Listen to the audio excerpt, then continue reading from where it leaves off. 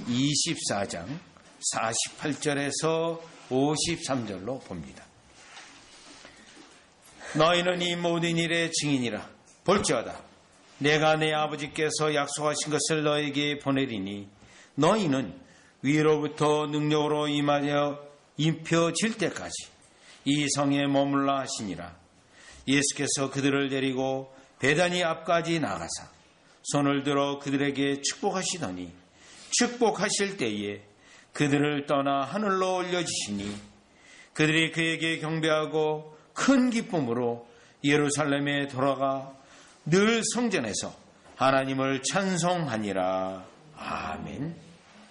자, 누가복음은 예수님이 이 땅에 인간의 몸을 입고 오신 것으로 시작해서 전체가 그리스도의 고난과 말씀, 결국 십자가 죽음, 그리고 부활, 그리고 오늘 누가복음 24장의 마지막 결론 부분은 승천입니다. 하늘로 올라가신 그리스도로 마무리되어지고 있습니다. 그리고 이제 사도행전에 가면 다시 누가복음의 연속선으로 예수님이 승천하시기 직전에 예수님의 명령이 언급되고 그리고 승천하셔서 오순절 사건으로 이제 사도들의 사역과 제자들의 사역으로 사도행전이 구성이 되었습니다. 그러면 이 누가복음은 예수님이 이 땅에 인간의 몸으로 입고 오신 것과 그리고 하늘로 올라가신 것으로 마무리되게 되는데 전체 누가복음의 의미를 보면 하나님이신 그리스도가 이 땅에 오셔서 다시 하늘로 올라가신 것으로 누가복음은 시작과 마무리가 그렇게 된다는 것입니다. 자, 그렇다면 우리 예수님이 인간의 몸을 입기 전에 이미 하나님이셨어요. 그러면 이미 예수님은 일하고 계셨어요. 그리고 인간의 몸을 입고 이 땅에 오신 것은 하나님 아버지가 특별히 계획하고 목적하신 바가 있어서 그 구속의 사역을 이루기 위하여 이 땅에 오신 겁니다. 그리고 그 일을 다 마무리되었을 때 부활하시고 승천하셔서 하늘로 올라가셨어요.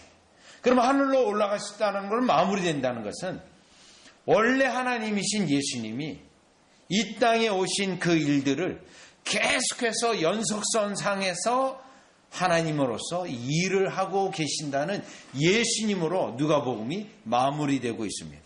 따라서 오늘 본문은 예수님이 하늘로 올라가시면서 이 제자들에게 명령하셨고 축복하셨고 또 그 예수님이 이제 하늘로 올라가신 이후에 제자들은 어떻게 예수님을 찬양했는지로 누가복음이 마무리되어지는데 승천하신 그리스도를 우리가 중심으로 해서 오늘 본문을 살펴보려고 합니다.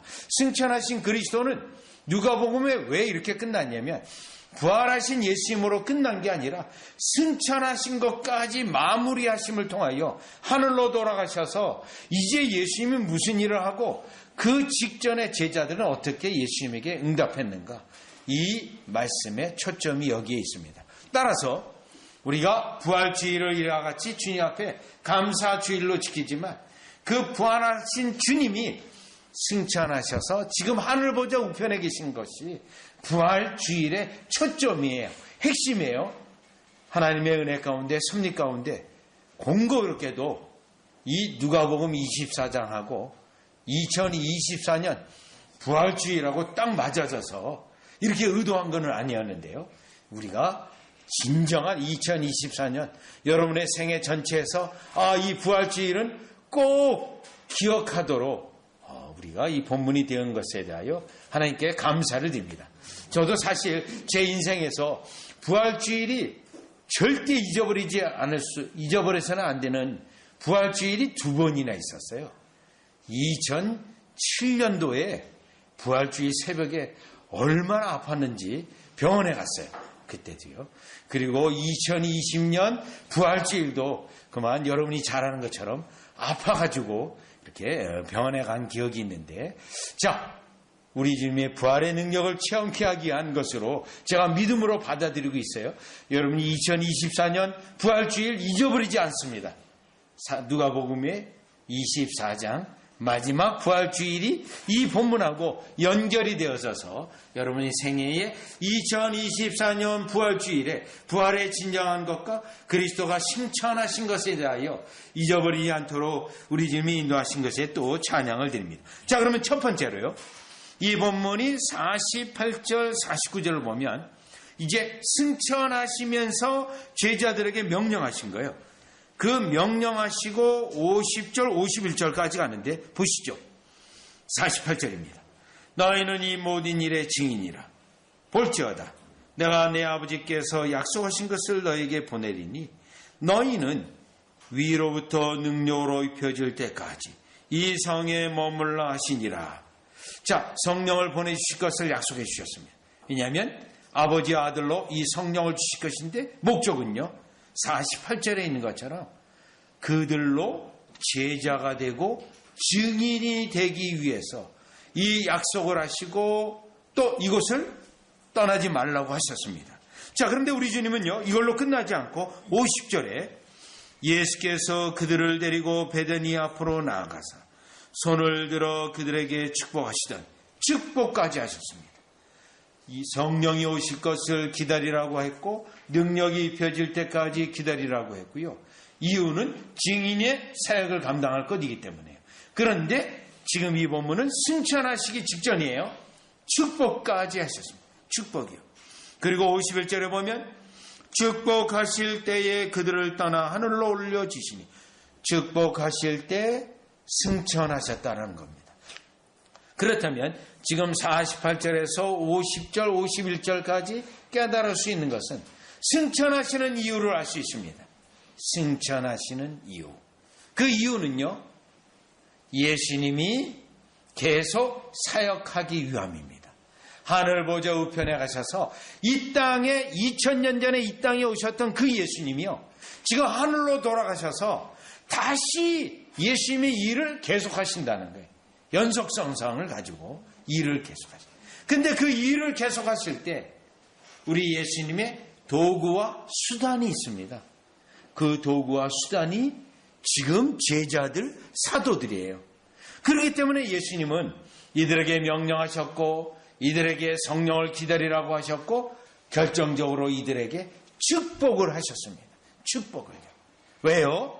이제 이 예수님의 제자들이, 사도들이 예수님을 증거하고 예수님의 일을 해야 되기 때문입니다.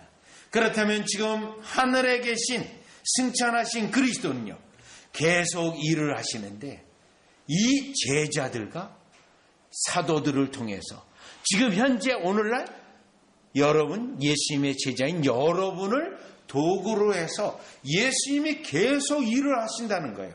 그렇다면 이 말씀, 승천하신 예수님은 지금 현재 여러분을 축복하셔서 여러분에게 성령의 은혜를 주셔서 증인의 역할을 감당하게 하시고 그 일을 통해서 지금 계속 성부, 성자, 성령 하나님이 여러분과 함께 있을 것이고 여러분을 축복하신다는 거예요.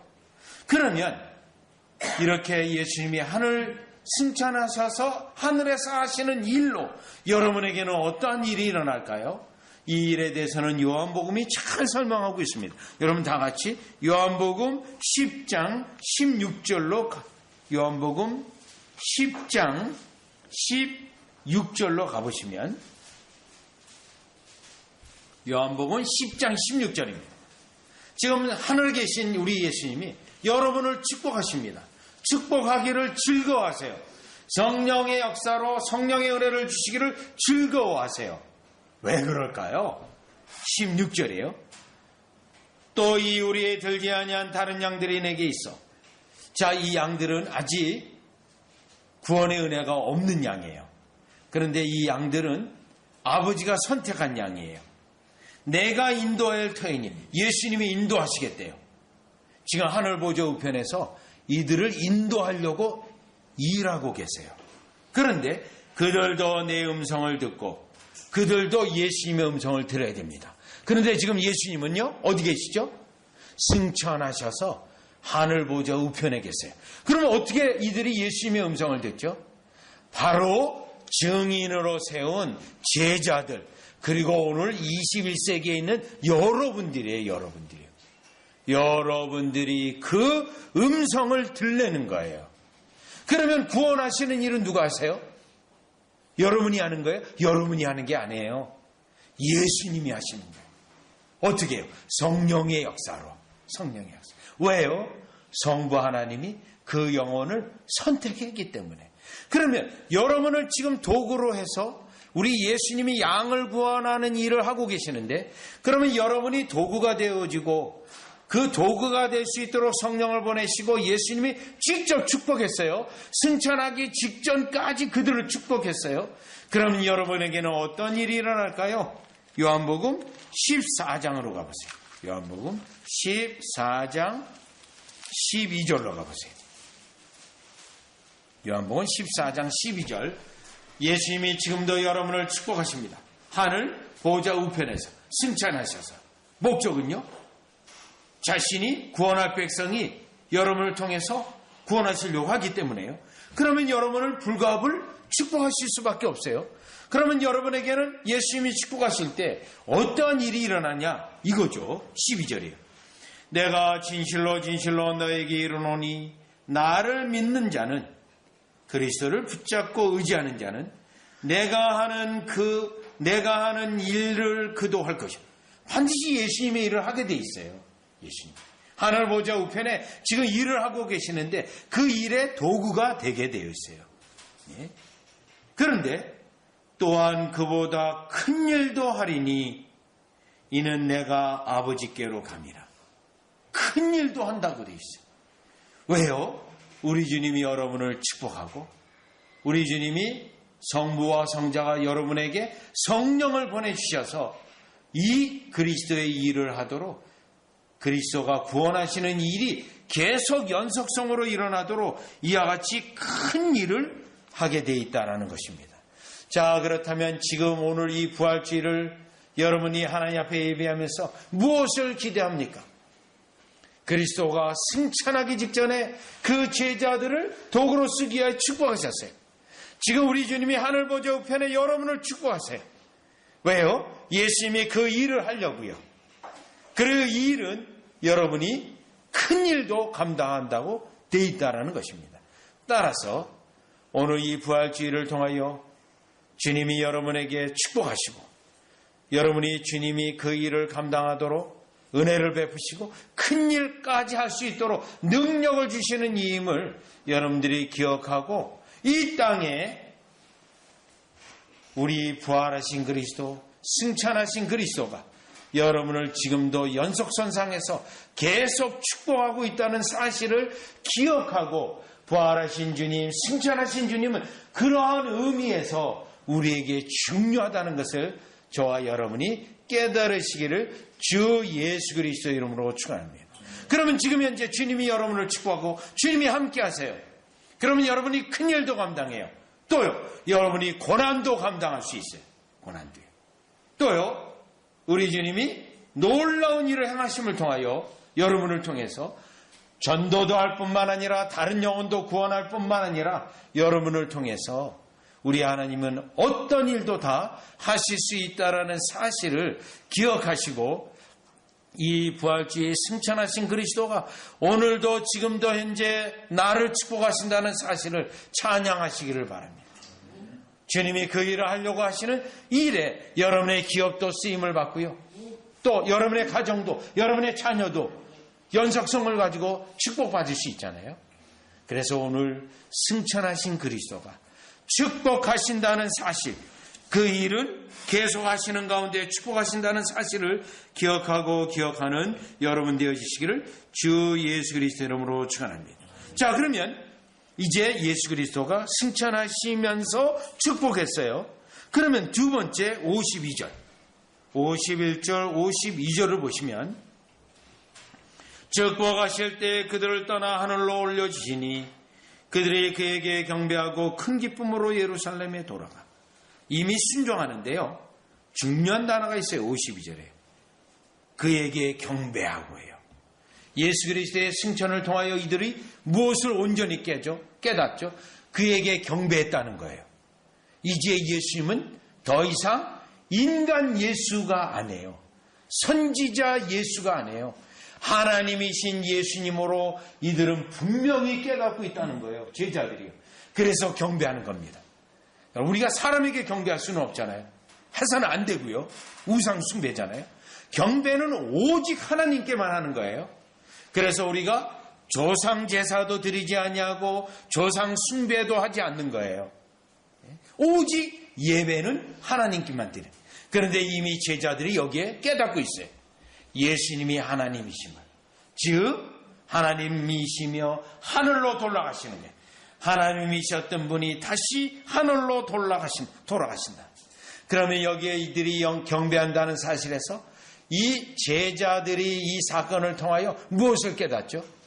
예수님이 하늘에서 통치하신다는 겁니다. 이제 예수 그리스도가 하늘에서 통치하기 때문에 이 제자들은 예수 그리스도의 통치 아래에서 예수님이 명령하신 것에 순종하고, 자, 앞서는 예수님의 축복이에요.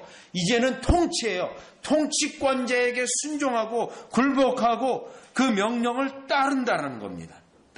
이게 하늘로 돌아가신다는 것에 중요한 의미가 있어요. 그러면 이 의미를 사실 제자들은 어떻게 깨닫냐면요, 구약 성경을 통해 이미 깨닫는데요. 시편 68편 가보시죠. 구약 성경으로 충분히 깨닫고요.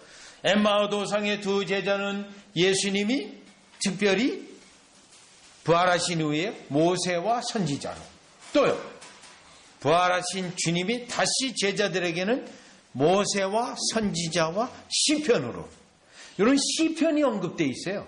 그러면 이 시편에서 승천까지 봐야 되거든요. 68편 18절이에요.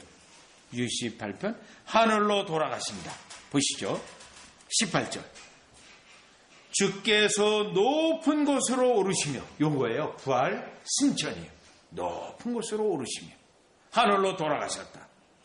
사로잡은 자들을 취하시고, 정권을 다 거머쥐셨어요.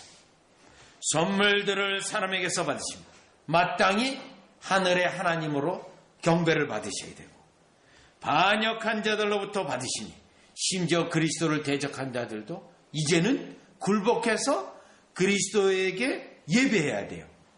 여호와 하나님이 그들과 함께 계시기 때문이로다. 자, 이 예언의 말씀이 여기만 있는 게 아니에요. 시편 110편 1절로 가보세요. 여러분 찾아본 김에 우리 예수님이 직접 시편을 가지고 자기 자신의 죽음, 부활, 승천까지 다 설명하거든요. 시편 110편 1절이에요. 1절.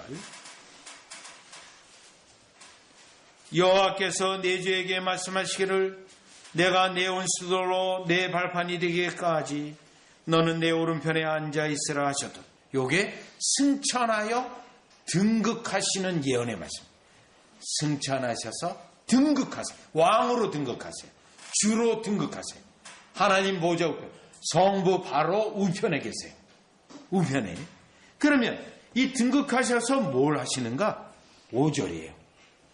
주의 오른쪽에 계신 주께서, 예수님이죠. 보좌 우편에 있으니까요. 그의 노하시는 날에 왕들을 쳐서 깨뜨리실 것입니다.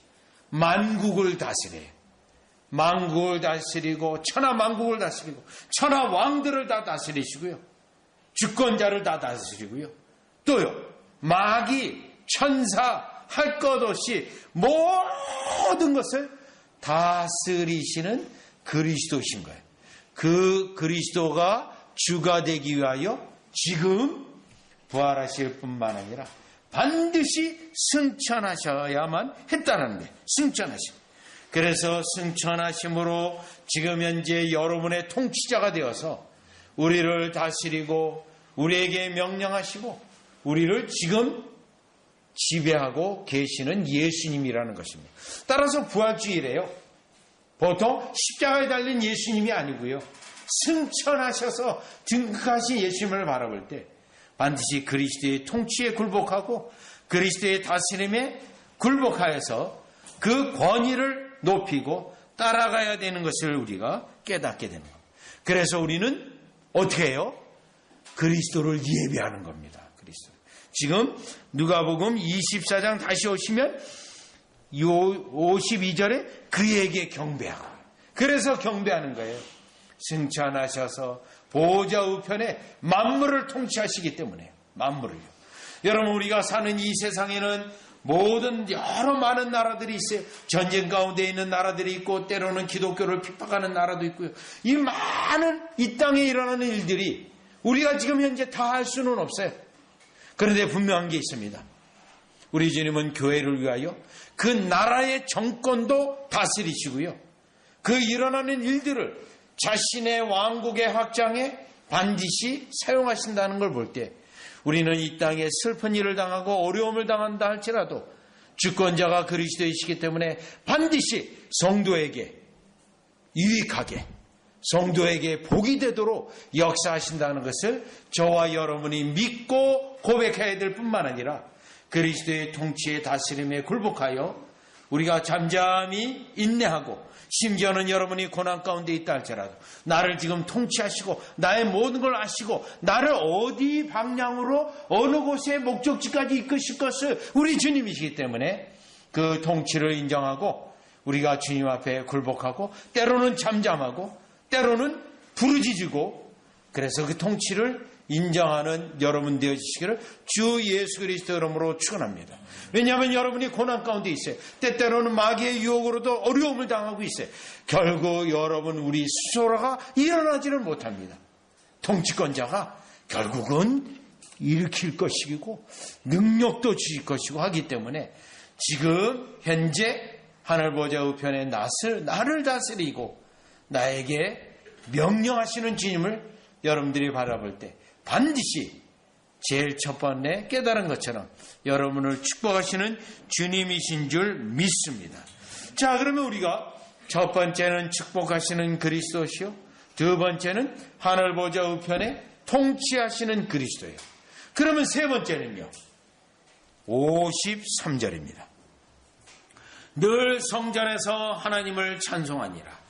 세 번째는 성부 하나님으로 마무리하고 있어요. 성부 하나님. 물론 여러분, 이 성부 하나님은 49절에 내 아버지께서 라고 나와 있어요. 한번. 그 다음에 예수님은 자기 자신에 대해 말씀하셨고, 또 위로부터 능력으로 입혀질 때 이거는 성령님이에요.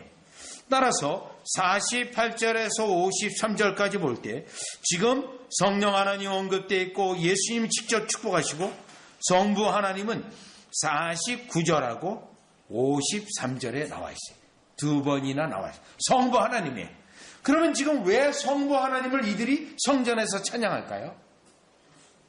성부 하나님께서 성자 예수 그리스도를 이 땅에 보내시고 고난받게 하시고 십자가에 죽게 하시고 그러나 부활시키시며 승천케 하셔서 자신의 우편에 앉히게 하셔서 백성들을 구원하시는 하나님의 아버지의 놀라운 지혜를 깨닫게 되는 겁니다. 이 시점에서요. 이 시점에서 성부 하나님의 놀라운 선택의 사랑, 그리스도를 보내신 사랑, 또 부활하시고 승천케 하시고 자신의 우편에 두게 둔 하나님의 큰 성부의 사랑을 깨닫게, 성부의 사랑을 깨달을 뿐만 아니라 이런 방식으로 자신의 선택한 백성을 구원하시는 은혜를 깨닫게 됩니다. 지금 이 말씀은 세상 사람은 전혀 이해할 수 없는 거예요. 아니, 하나님인데 왜 이 땅에 와서 인간의 몸을 입었고, 왜 하나님인데 십자가에 그냥 죽으시고, 전혀 이해할 수 없는 내용이에요, 세상 사람은.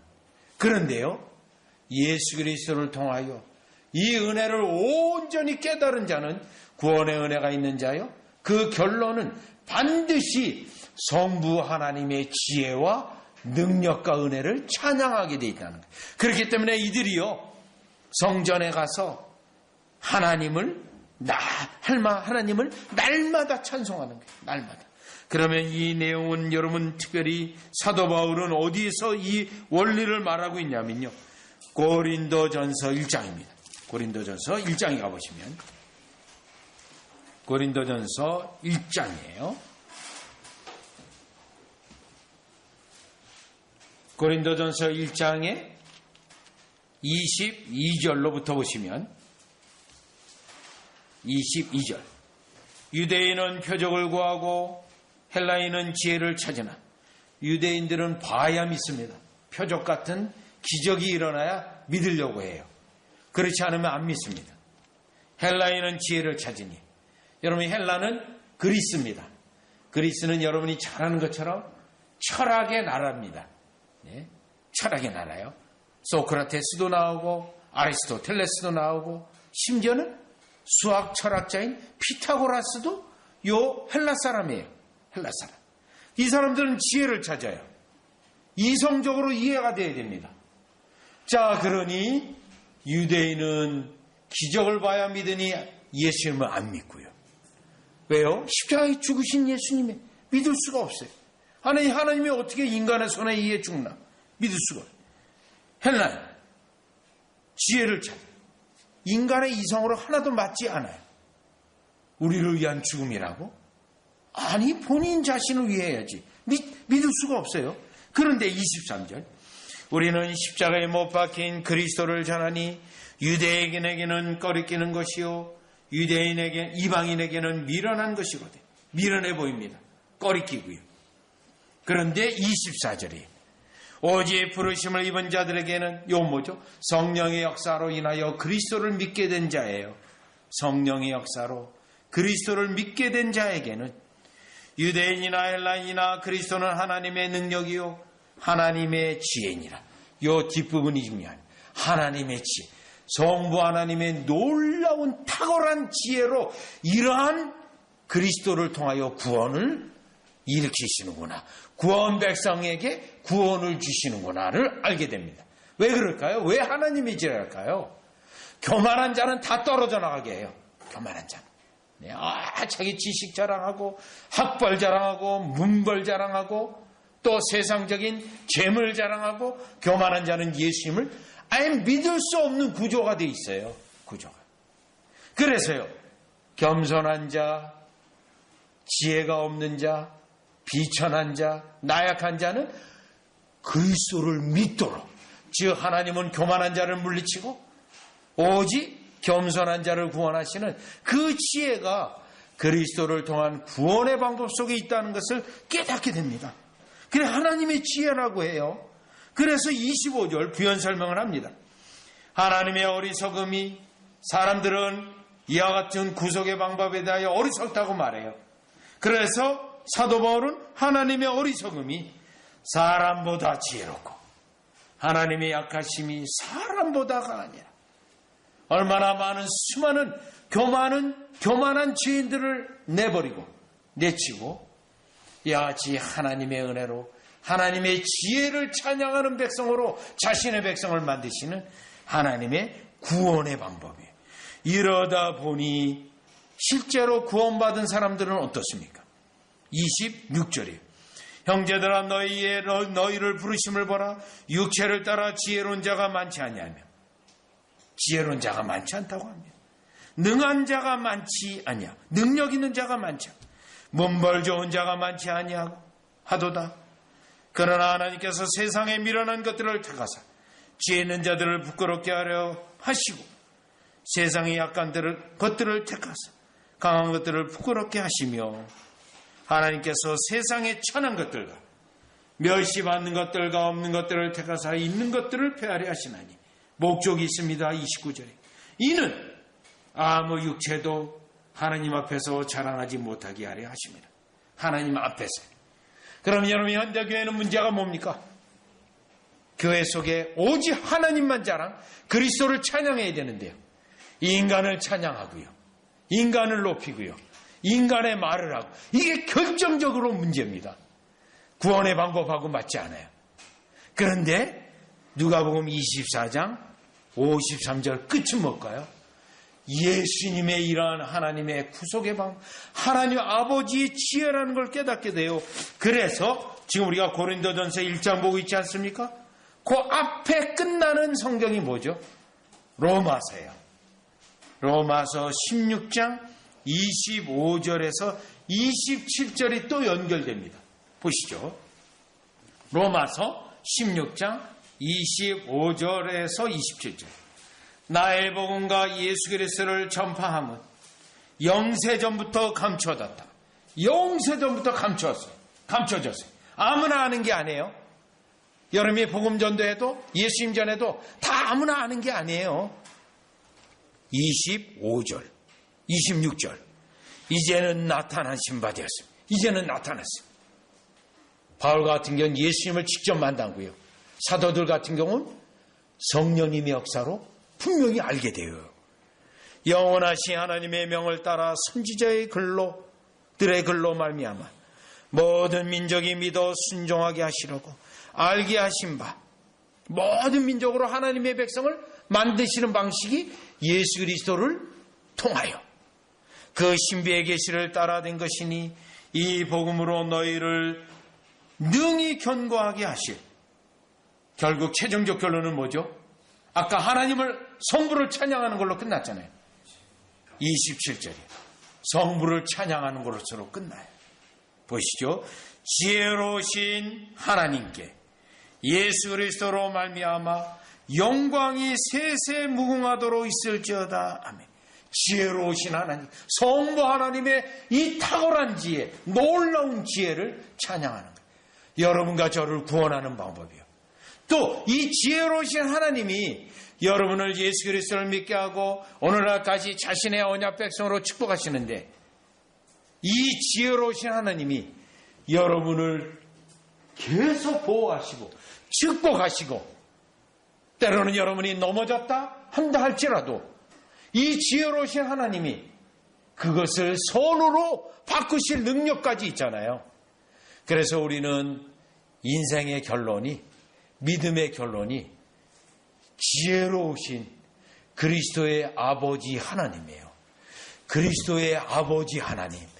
여러분, 이 성경 구절은 베드로전서 1장 3절에 우리를 구원하신 성부, 성자, 성령 하나님의 결론이 지혜로우신 아버지 하나님인데, 여러분 기회가 됐은즉 한 번 더 찾아보겠어요. 베드로전서 1장 3절이에요. 베드로전서 1장 3절. 여러분, 우리 인생의 목적이 이 찬양에 있어요. 이 하나님 아버지를 찬양하는 것에 있습니다. 이 하나님 아버지를 보시죠. 1장 1절은 예수 그리스도의 사도 베드로는 본도, 갈라디아, 갑바도기아, 아시아, 비두니아에 흩어진 나그네. 이 사람들은 사실 유대인들인데 다 예루살렘을 떠나 흩어져 있어요. 그런데 여기에도 하나님의 지혜가 있어요. 선택이 있어요. 예루살렘에서는 믿을 수 없기 때문에 어떻게 돼요? 고향을 떠나서 다 흩어져요. 그리고 그 흩어진 곳에서 예수님을 만나게 해요. 예수님을. 그런데 그 예수님을 만나게 할 때 어떤 은혜로 만났죠? 2절. 그 하나님 아버지의 미리 하심을 따라 선택의 은혜. 성부의 선택. 성령의 거룩하게 하심과 하심으로 순종함과 예수 그리스도의 피뿌림을 얻게. 두 번째가 구속 역사 중에 예수 그리스도의 피뿌림이에요. 세 번째는요, 성령의 거룩하게 하심. 그래서 믿어져요. 그럼 뭐가 확실해져요? 여러분과 저가 성부의 선택을 받은 거구나. 그래서 택하심을 받은 자들에게 편지하노라. 그러면 여러분 결론은 어떻게 돼요? 이 은혜가 여러분에게 저에게 있다면 여러분과 저의 마지막 결론은요, 찬송이에요. 3절 다 같이 한번 읽습니다. 우리 주 예수 그리스도의 아버지 하나님을 찬송하리로다.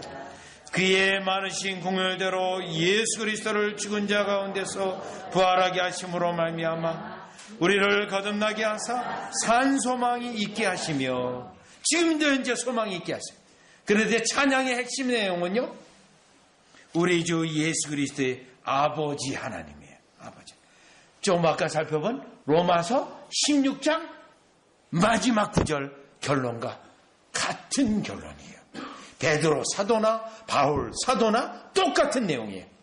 그래서 저와 여러분이, 우리 청년들이 인생의 목적이 베드로 전서 1장 3절 또 로마서 16장 27절에 있는 것처럼 결국은 누가복음 24장의 마지막 구절처럼, 다 마지막 구절에 있잖아요. 로마서와 같이 그 하나님을 날마다 찬양하는 저와 여러분이 되어지시기를 주 예수 그리스도 이름으로 축원합니다. 기도드리겠습니다. 하나님, 2024년 부활주의를 하나님 앞에 찬양하며 감사하며 그리스도가 다시 부활하여 하늘로 돌아가시며 그 일을 지금도 역사하시고 그 일을 아버지의 뜻에 따라 행하시되 사랑하는 제자들을 통하여 믿음의 백성들을 통하여 축복하시고 명령하시고 통치하시고 그리하여 그 백성으로 아버지께 찬양하며 영광 돌리게 하신 이 놀라운 지혜와 탁월한 능력을 저희들이 이 부활주의를 통하여 찬양할 때 그 찬양을 받으시고 그 찬양 속에 성부와 성자와 성령을 찬양하는 귀한 우리의 생애 되게 하여 주시옵소서. 날마다 그리스도의 아버지 하나님을 찬양하되 성령의 능력으로 그 일에 힘쓰는 우리 되게 하여 주시옵소서. 그리하여 우리의 생애가 철두철미한 아버지의 선택 속에 어떤 상황에서도 고난과 역경 속에 있다 할지라도 그것을 아버지의 선한 뜻을 따라 선하게 역사하시는 아버지의 선하심과 자비하심과 신실하심으로 결론 내는 우리가 되게 하여 주시옵소서. 예수님의 이름으로 기도리옵나이다.